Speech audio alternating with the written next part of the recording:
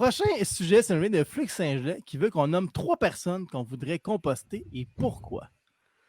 Fait qu'on va nommer nos trois candidats d'un coup. Vas-y, Véronique. Moi? OK.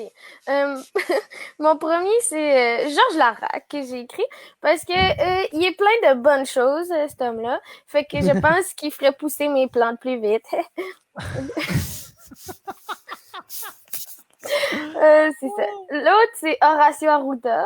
Juste pour voir les gratuites, genre Horacio prend le temps de se faire composter pendant qu'on a peur de la deuxième vague. Puis genre, pas très professionnel du docteur Arruda de s'être fait kidnapper par une petite humoriste écolo. Puis le troisième, c'est moi. Moi, je veux pas être dans une petite boîte ou dans un petit vase.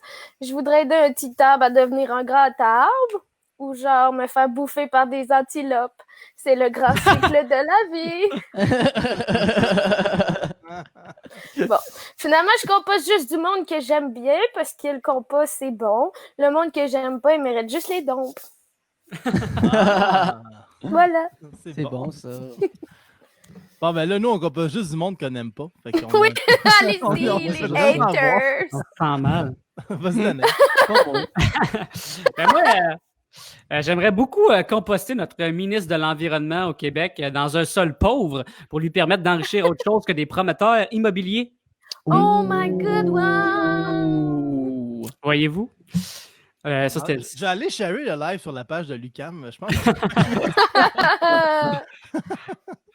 Ça continue, toujours aussi engagé. Je composterais Simon Jolin Barrette pour qu'enfin il génère un peu de chaleur. Très bon, ça. Très bon. J'aime beaucoup. Et à la manière de Véro, la dernière personne que je vais composter, c'est moi-même. Parce que quand que je vais mourir, je veux qu'on m'enterre, pas de tombe, là, qu'on me plante un pommier juste au-dessus de ma tête. Puis que tous mes enfants puissent manger ces pommes-là un jour, puis se dire, tu sais, il y a un petit peu de papa là-dedans, puis après ça, réaliser que c'est dégueulasse, puis se dire, il y a un petit peu de vomi dans ma bouche. Comprenez-vous? Ouais. Non, mais tu sais, il y a l'expression la pomme tombe jamais loin de l'arbre, mais là, c'était comme papa, il tombe de l'arbre. C'est meilleur. Hey, tombe de l'arbre. tu fais-tu encore des petits contrats d'auteur? Je t'engagerais, Julien. J'en ai jamais fait, mais. C'est peut-être le père de Newton qui est tombé sur Ah, oh, wow! Tu m'engages-tu?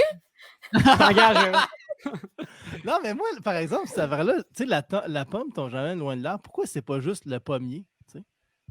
C'est juste. Hein? Non, mais la pomme tombe jamais loin de l'arbre, mais pourquoi ils disent pas le pommier dans l'expression? Je sais pas, hein? Ben, c'est comme implicite.